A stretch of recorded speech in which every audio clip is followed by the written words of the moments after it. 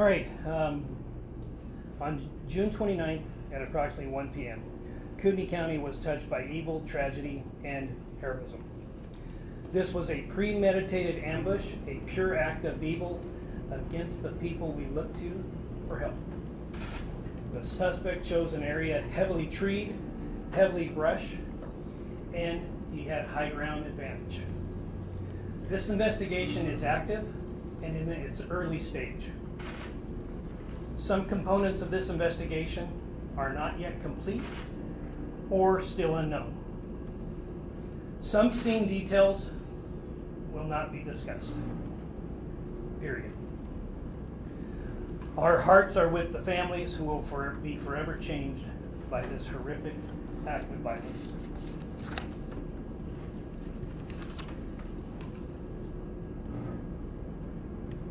On June 29th at approximately 1 p.m., the suspect committed arson by lighting a series of fires to initiate a response from local fire departments. We know this based on evidence at the scene.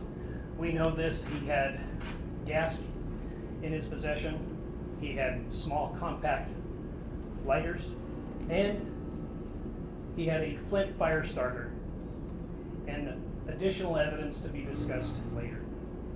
At approximately 1:24 p.m., the Sheriff's Office received a 911 call regarding a fire on Canfield Mountain. The caller was not the suspect, so we've determined that there are two separate individuals. At approximately 1:40 p.m., firefighters asked the suspect to move his truck. The contact is being described as confrontational. At approximately 1:50 p.m., the suspect, who had lied in wait, intentionally attempted to murder Dave Tisdale, a firefighter for the Coeur d'Alene Fire Department. Within milliseconds, the suspect, who had lied in wait, intentionally murdered Frank Harwood, a firefighter for the Kootenai County Fire and Rescue, and John Morrison, a firefighter with the Coeur d'Alene City Fire Department. Those firefighters died instantly and simultaneously. Those firefighters died instantly and simultaneously. At approximately 2:01 p.m., a firefighter from the Northern Lakes Fire Department broadcasted that the location was an active shooter scene and that everybody is shot up here. At this point in time, we're going to show a video that we have put together, and then we will hold any questions till the end.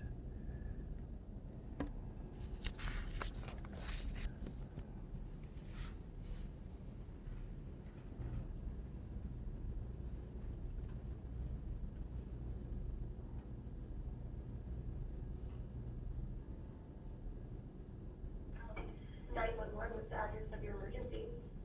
I couldn't tell you. I have to look at my phone, but I'm on the mountain bike trail in Canfield Mountain. I'm coming down, and there's fire that's getting pretty hot and pretty.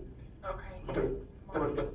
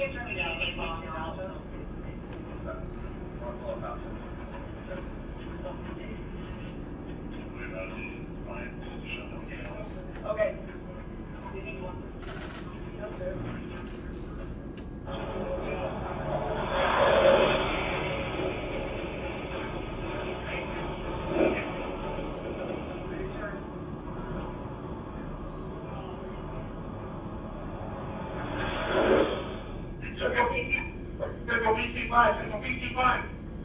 PC5 on 6. Someone, someone was right now the active shooter zone. They're shot at PC3's down, PC1's down. Everybody shot up here. Law enforcement, code 3 now up here.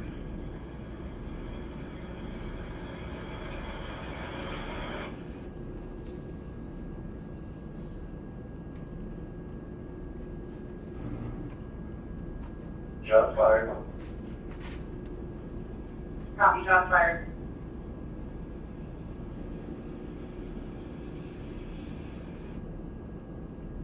Contact from 2933.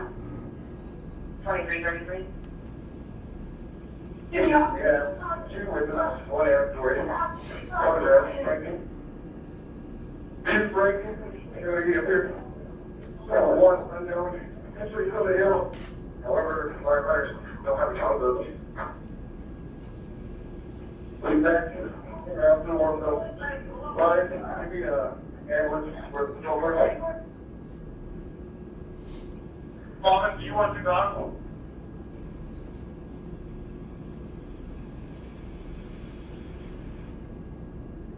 Left hand, quick push down 100 yards and get the ambulance to you.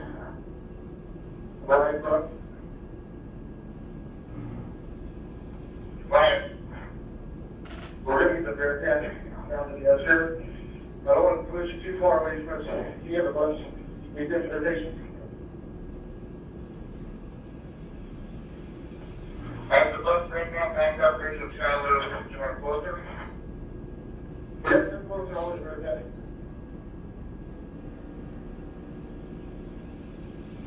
Johnson, we'll move closer. Do you have a deputy down? 2 miles in, the firefighters. One's playing with paralyzed, gunshot wound.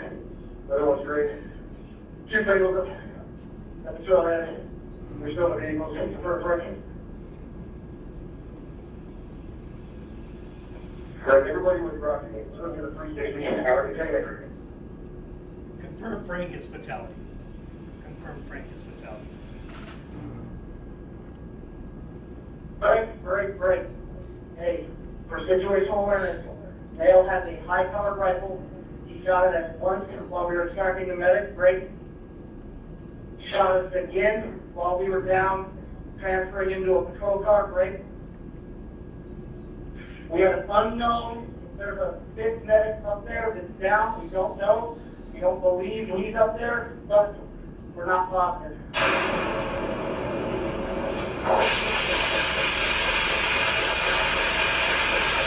Shots fired.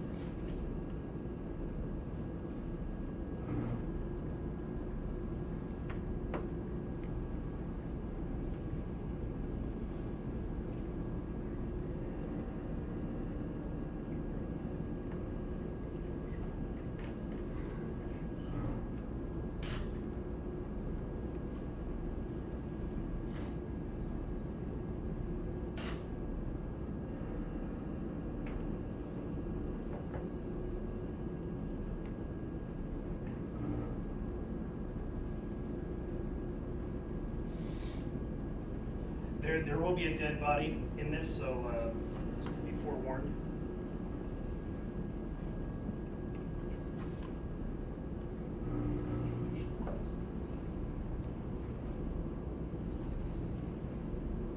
Sheriff, is this the drum?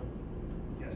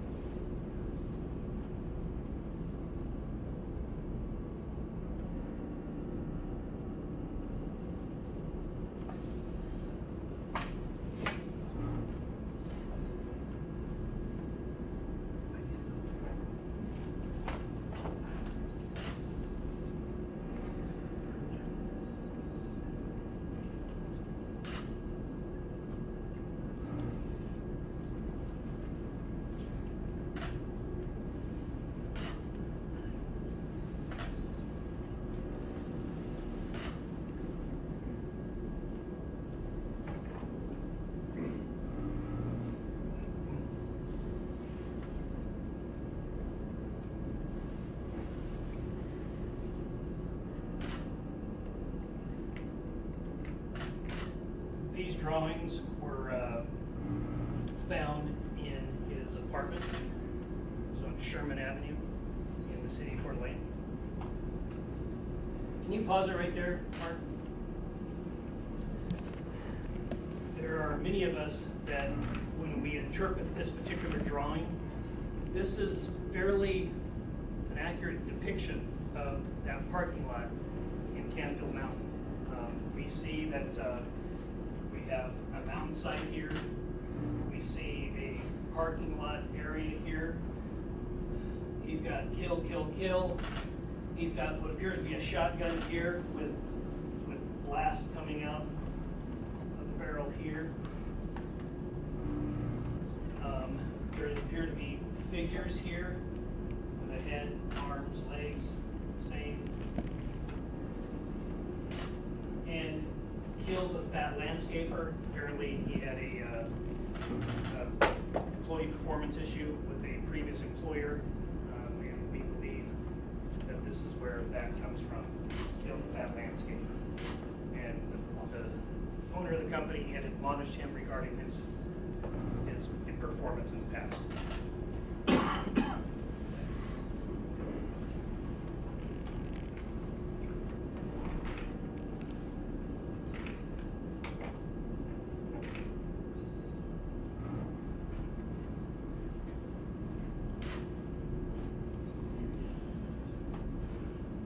Can you pause it there? So this is a fairly accurate depiction. Well, we interpret this here as he's got himself as the figure, and then he puts the pump shotgun butt on the ground, the barrel here, and he pulls the trigger, and you see even his free hand on the pump and on the slide, and the other one in the trigger area.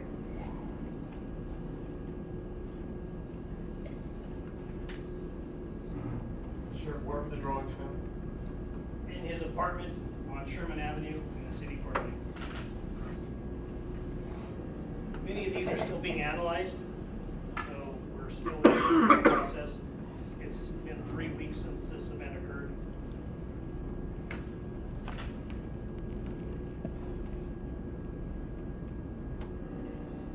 An Instagram post. The suspect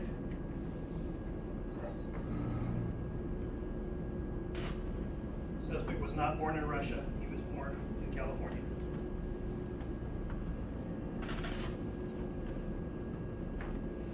He had incomplete processes to join the military. And as we previously stated, we had 5 local contacts with law enforcement here. All very, very minor in nature.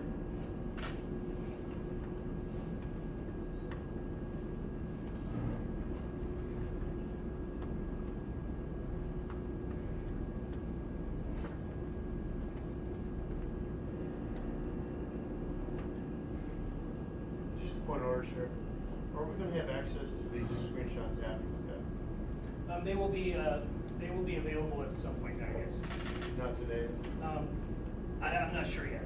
We're still waiting for. I'm only asking because of the brief time that we have received. Right. Got you. Okay. Pause it right here. This was a letter that was found in his truck. I'll read it to you. It says, "Hello, Father. I write this to you in a concerned effort that you may read this in utmost sincerity. Tomorrow I shall go into battle. If I survive it, would be with utmost dishonor. I bid thee farewell. I hope that you shall live to the fullest extent as you have thus far. I beg that you do not fall into the traps of modern existence with media and other false pleasantries that have plagued the minds of individuals today.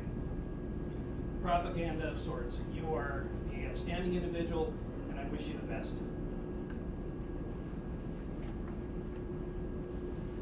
That was found in his vehicle.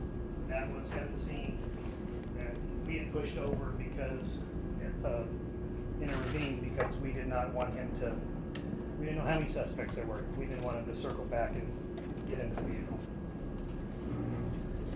Like I said, those images are still being analyzed.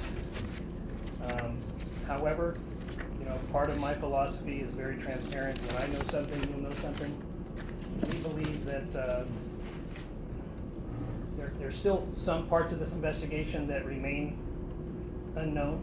We are still waiting, or if the investigators as of right now have put a preservation hold on social media accounts. So those take months to obtain. So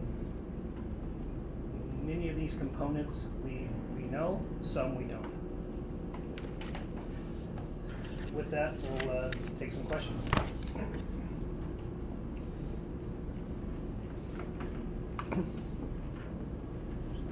Yes, ma'am.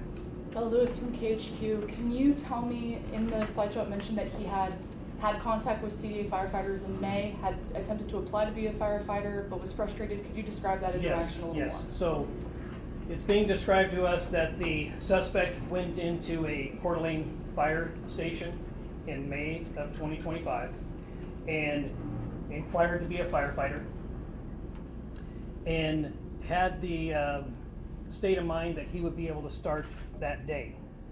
He was told there's a process, that you have a written exam and a physical agility and a background investigation and an oral interview. The contact became agitated and frustrated, and it was described to us as he left there in a very, very frustrated and agitated state.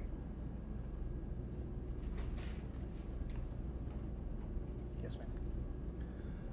For those of us that might not know, why were higher-ranking firefighters some of the first people on the scene? Is that standard procedure? Well,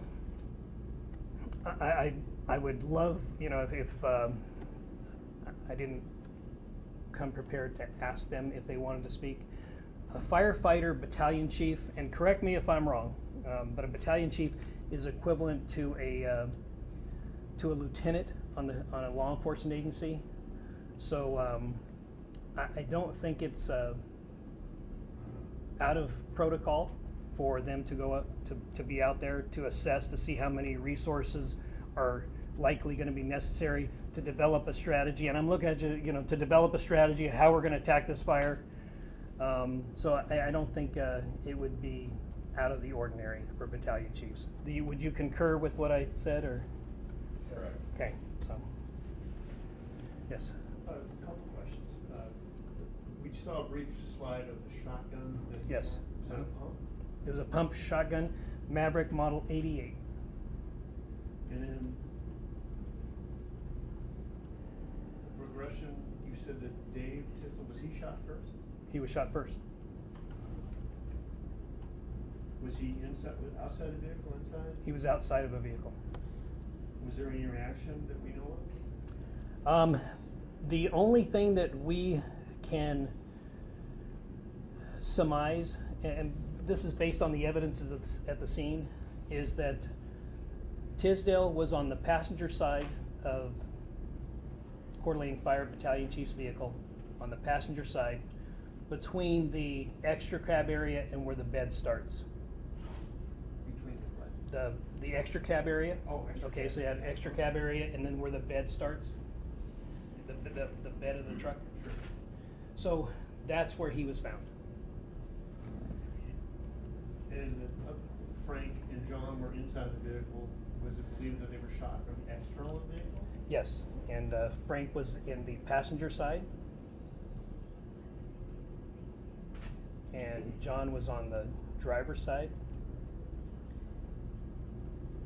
Were they shot through the windshield, the side door? The window was down. However, we believe that the shots were so simultaneously that and the location that they died instantly.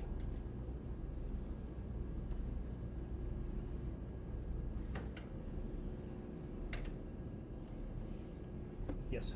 The drawing the suspect made of himself was a shotgun, right? Yes. Was that consistent with what you found on the scene? It is consistent with what we found.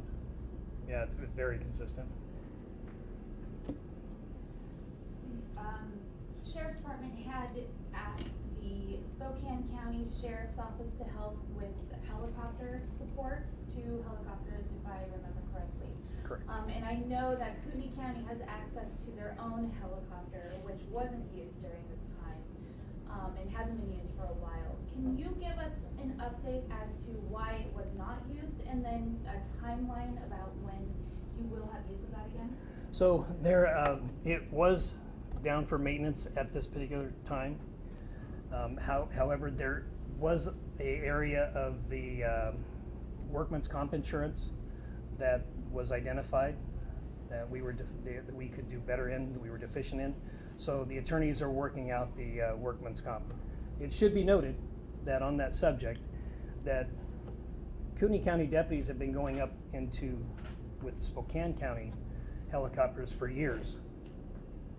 And it was discovered that there's the same workman's comp issue, that they weren't covered because of some sort of a language.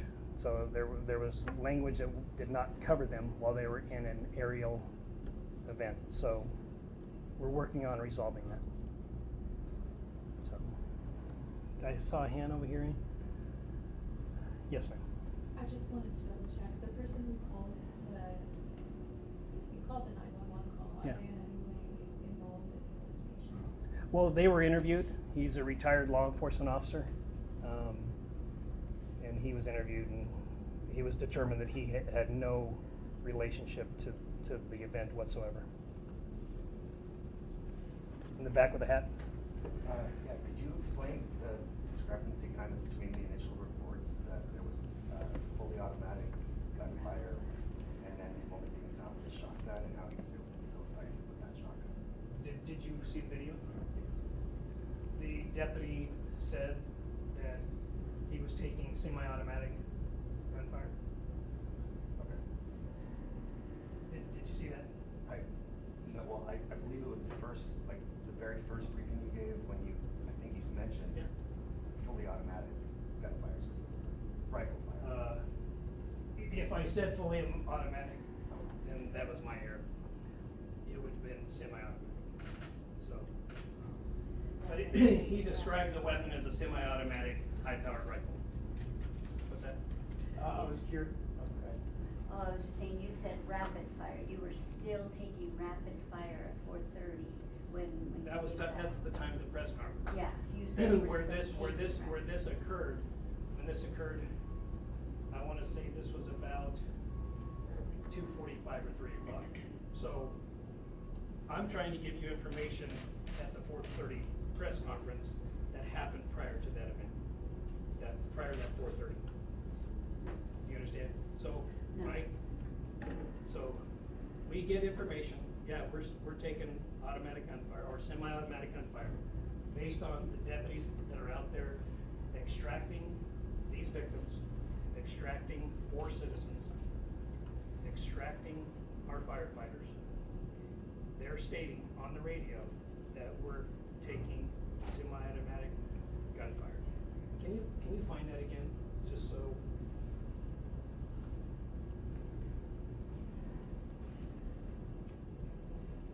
I'm not quite But sure. I think her question says, she said your press conference at 4:30, you said you were still taking Yeah, gunfire. But that's what I'm- but that sounds like 2 hours after the last shots were About fired. an hour and a half, yeah.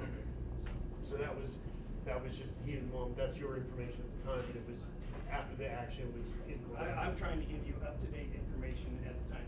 Does that mean that as I'm talking to you, I have a radio in my ear wondering what's going on? No, I'm giving you up-to-date information, what's occurred in the last hour and a half, or since we created that command post to locate the suspect. I think we're getting into semantics. I'm not so sure what the value of that is, but Don't worry, there's multiple people. Sheriff Norris, is there any chance you could go a little bit closer to the podium, just because our Oh, mics sorry. are there? Thank you so much. hold on, let's address this because I'm not quite sure what the importance of this is, but let's just let them listen to the deputy tell them. We don't, Break. Hey, for situational awareness, male has a high-powered rifle. He shot at us once while we were extracting the medic, break. Shot us again while we were down, transferring into a patrol car, break. We have an unknown, there's a big medic up there that's down, we don't know, we don't believe he's okay, up so there. pause it there, Mark. We're not. So are you saying that we should ask that deputy who's up there to verify why he believes it's semi-automatic or high-powered rifle or gunfire? Is that what you're expecting us to do? Are you talking to me? Yeah, I'm talking to you. No, I'm saying, I guess, when you said we are still taking heavy fire. I was giving you you, were saying I was giving the briefing were as to concerned what, that there were what has multiple occurred people for the previous hour and a half since we made that command post, so, yes. The wounds on David Tisdale, do we know what caliber bullet or shotgun shell the wound was? It appears that all of the wounds were done by a 1 ounce rifled slug. Okay. Yeah. And then in the tape that you were playing, there was some rapid semi-automatic fire that does sound like it would be more rapid than a pump action shotgun. Were those from the sheriff's deputies firing at Rowley? Yeah, yes, so what we hear is, yes, we believe that all of those, however, still subject for being analyzed. But we believe that as of right now, that is the deputies returning fire because they thought that they were receiving fire. And we don't ask them what type of fire that they're receiving. They don't need our permission to defend themselves. They don't need our permission to be able to extract 4 civilians, 2 live firefighters, and 2 deceased firefighters. They don't need our permission.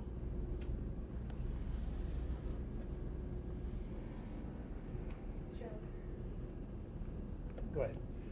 Do we have any indication how many rounds he fired? It's still under investigation.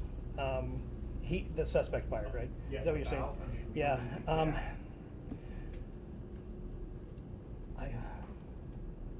I want 14, 15, but keep in mind where this area is.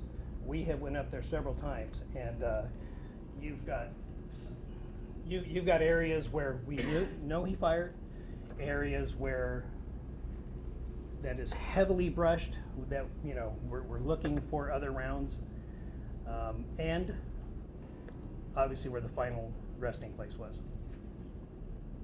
And then 2-part. One is how many sheriffs fired and as Court Lane police officer fired. No, I mean I did not get into that. And then there was also reports of him being up in a tree at one point. I believe not being out there, being at the command post, since he had a history of being an arborist, that maybe there was a threat. However, the location, once you get there and you're on the side of a mountain, you have high ground advantage anyway.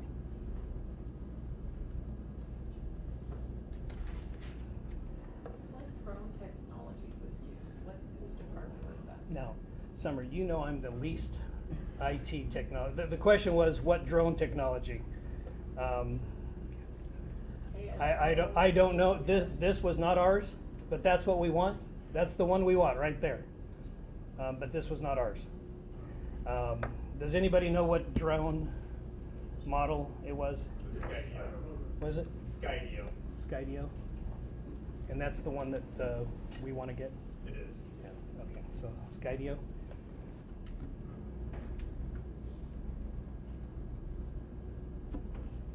I don't know if it's been mentioned, but do we know approximately like how far the suspect was from like what range he was kind of shooting from?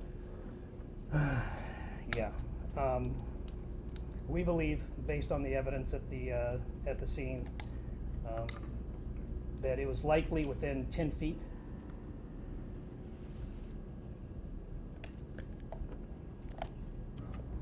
Yeah, go ahead. obviously we've heard the 911 tape from the fire side. Can you talk about how law enforcement began to stage and the process of how to enter the scene whenever you have an active shooter or Yeah. an active? Yeah, absolutely. So this particular event did pose some challenges for the deputies that responded on the scene. And having an active shooter in a rural environment that was heavily treed, heavy brush, did pose some significant challenges. The radio transmission from Fritz Wiedenhoff, who was the firefighter that saved a lot of lives that day, he did an outstanding job. And he is the firefighter that you hear saying, everybody turn around, go back down the mountain. He did a great job. So there was a decision made that it had become so dangerous, at such a disadvantage. The deputies knew how that particular road had an S-turn and into that parking lot. So there was a decision made to wait for the Bearcat.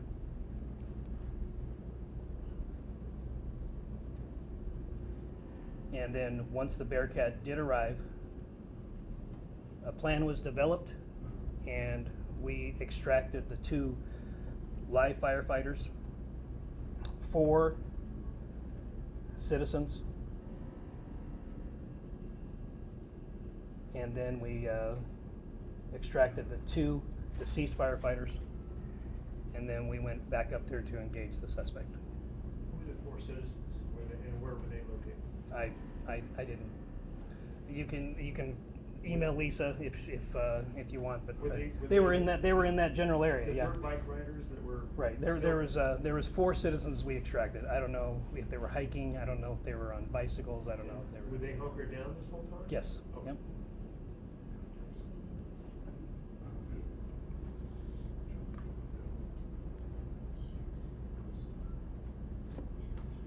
In the video, there was the Instagram Hunter post, and there were some words next to it. Was that a transcription of the video, or a different post, or something else? I'm sorry, which one was it? The Instagram Hunter video that was the post. Just a post from his Instagram that he put out there. And the words next to that, was that He a? posted all that. Okay.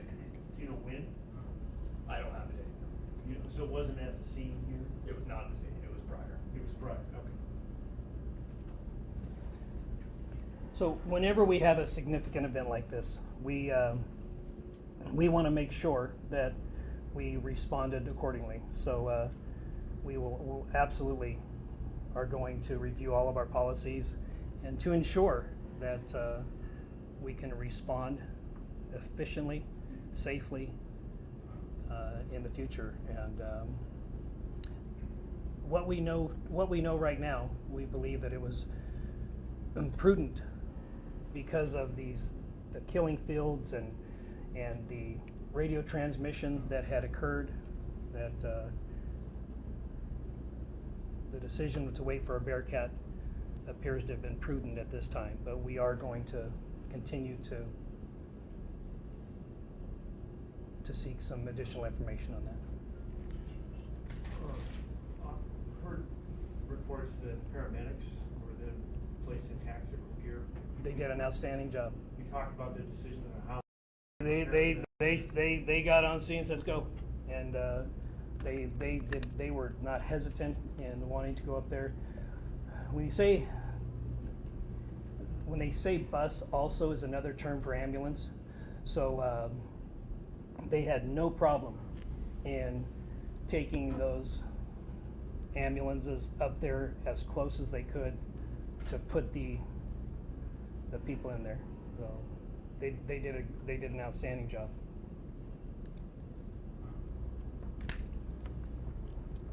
Yes. Is there any point where we could obtain autopsy results for the shooter for a public records request, or will that be denied? You know, you'll have to seek Coroner Johnson on that, yeah. In that regard, was there any visible wounds that you could describe on Rowley when he was discovered? It appears that his wound, he died from a self-inflicted gunshot wound. Is the only wound that was there.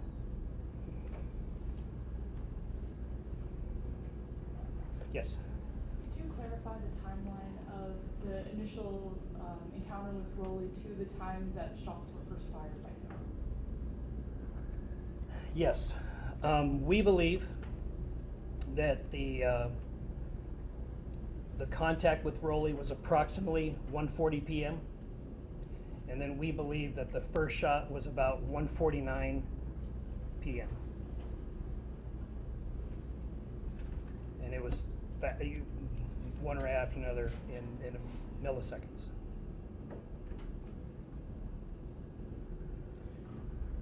Yes. Another quick question, I apologize. So when the shots were fired, there was no reports before Fritz went up there to check because he couldn't get him on the radio.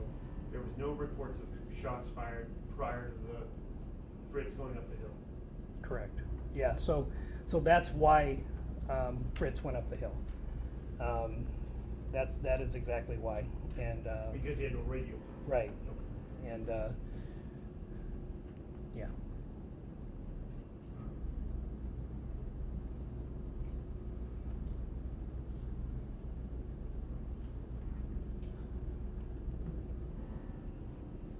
There's a lady right here who has a question. Okay. What's your question, Kay? Thanks, Sheriff. Firstly, was the shotgun the only weapon recovered from the scene? No. There was a .22 caliber rifle that was recovered in his vehicle. And who were the weapons registered to? The suspect legally purchased that weapon.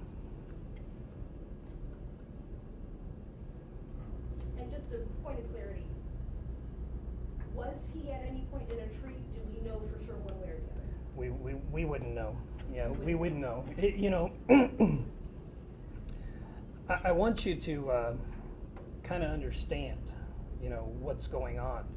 And unless you've never had that metal taste in your mouth, unless you've never had your life flash in front of you, as these deputies and Coeur d'Alene police officer are going up there,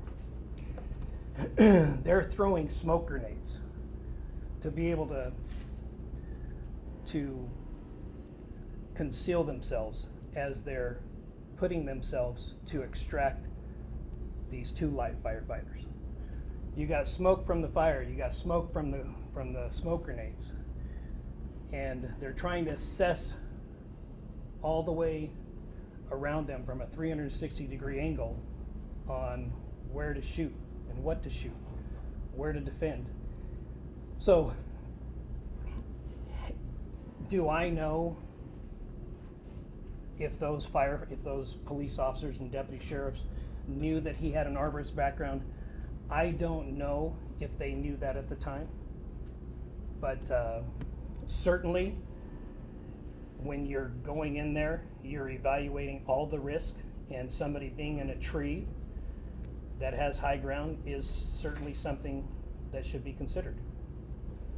So those are the things that are occurring when these critical incidents are happening. It's not like in the movies. There's a reaction from our public safety people that are going in there. And so we have to counter, strategize. What are the risks? What are the likely risks? What are the most prominent risks? So. Could you just introduce something I want to support? So Sure. when they went up, was it deputies and paramedics to go extract? No, three deputies, one Coeur d'Alene police officer. I believe another Coeur d'Alene police officer was the driver. In the Bearcat? In the Bearcat, in the civilian vehicle, armored vehicle. They get out, they were throwing smoke grenades at him? Absolutely. Okay. And then did they take rounds as they're throwing the smoke? So the one of the deputies that were on scene who went up there, he did report that was receiving fire. As they're trying to get to the I mean, who knows? I mean, I'm not so sure. He's reporting that he's receiving fire. At what point in time during that extraction? Was it 10 seconds into it, 30 seconds into it? I don't know. So the progression, they get up there, the three deputies, the one CDA police officer, the other CDA police officer's driver, were the paramedics behind them? Did No, they try not to- yet. Not yet. So we want to assess that situation because the geography of it was just very, very high risk.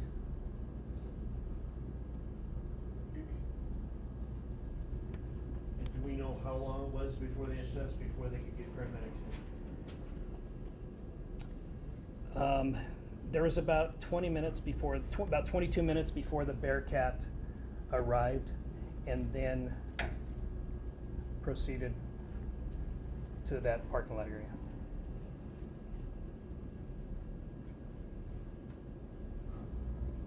And you guys knew at the time that Tisdale was injured. Was there a worry that we need to get to him quickly because of his injury?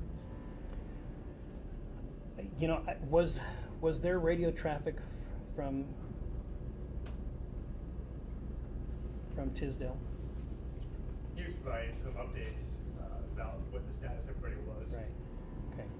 So so that will be part of our review of this whole event.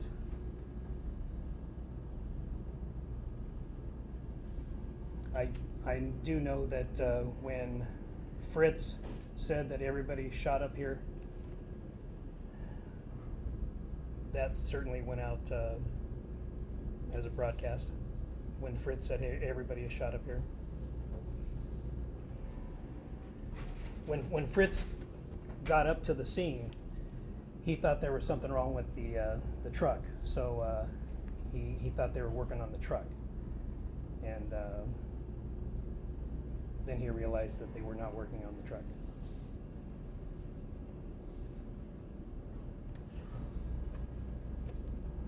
Is there any video or audio of the confrontation between Rowley and the firefighters that hasn't been released in There is some video, there is some audio. We're being told by the city of Coeur d'Alene that that video is corrupt, but the audio does work. So we, our investigators are contacting the manufacturer to see if we can uncorrupt it. And then has the coroner put an estimated time of death on Rowley? Do we know at what point he killed himself? Yeah, I don't know. You'd have to ask Coroner Johnson on that one.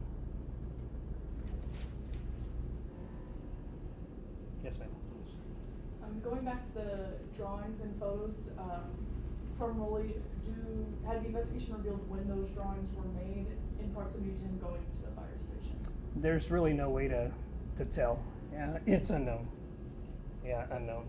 The letter, you know, he says tomorrow, so one can assume that that was the day before in the letter. So.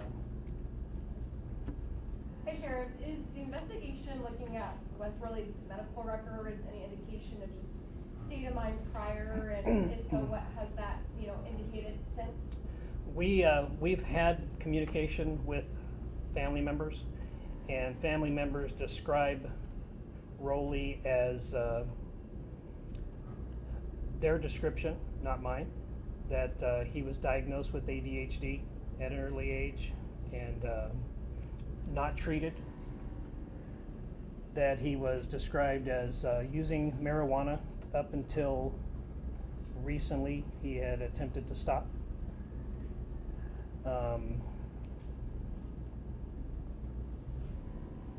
He moved to the area, what we and they recall, about March of 2024 to the Bonner County, and then came here to Kootenai County, And our interaction started with him about in April of 2024. So no formal treatment of the ADHD ever? Not that we're being told. Okay. Yes. Point of clarification for captioning on the what looked like dash cam footage when I think it was a fire engine approach to the Ford Ranger. Can you describe what we're actually seeing there? Yeah, that was a brush truck, and from what I understand, a brush truck is to fight small brush type fires and carries about 1,000 gallons, 800 gallons of water, 400 gallons, about 400 gallons of water, and they're described as a brush truck. It looked like there was maybe a firefighter or an officer or somebody walking away from the Ford Ranger. Yes. With his back to it. Can you That was identify who that is? that's Dave Tisdale. Okay. So when the brush truck, the video shows coming into the parking lot, it looks like Rowley's truck is the last one in the lot. Yep. And Tisdale's walking back from Rowley, correct? Yeah, so the truck is originally parked closer to the gate. So firefighter Tisdale goes up and has a conversation. He goes over there and unlocks the gate and opens the gate. John Morrison also arrives on scene, and he says, "Hey, can you move your truck?" The conversation was confrontational in nature, and then he moves the truck. So then he does move the truck from closer to the gate was, and then parks it closer to the BC vehicles. I apologize. No, So you're good. the video, does that after he moved the truck back? It may, so the front video could be not before he moved the truck. That was where the truck was at the gate. But, so there's a video on the front and video on the back. So he may have moved the vehicle as the brush truck was moving on that road. So then you see, so then you see the rear video that the truck is moved. Does that make sense? So the brush trucks come up. You have, Mark, can you bring that up again? The brush truck has a video up in front. And you'll see the vehicle, his truck, a black Ford Ranger, that's parked closer to the gate.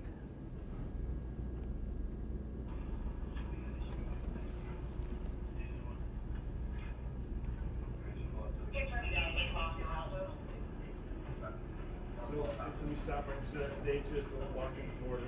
Yep. And that's Rowley standing by his truck? Correct. And at this point, has that truck been moved, or is that where they were asking? That's where the truck was at. Already moved, or where they were asking to move? No, that had not been moved. Oh, okay.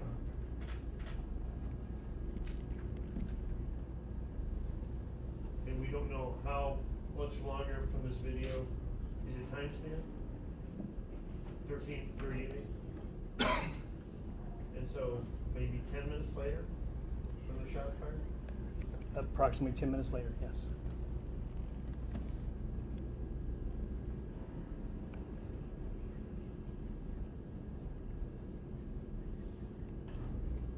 And do we know who's in the truck as the videos? I don't know, and I didn't, for the purpose of this press conference, I didn't ask who was driving the truck. But initially, there was only three, right? It was Dave, Frank, and John. There's additional firefighters on scene. You see there's a fire engine, people hop into this truck and they go up the hill to fight the fire. So they were firefighters up the hill when all this took place? Correct. Had to stay in place, and they had no idea what happened behind them? Or? They eventually know. Yeah. And you hear Deputy Ballman and Deputy Brock also say, hey, we might have other fire personnel up higher on the mountain, but they're not sure yet.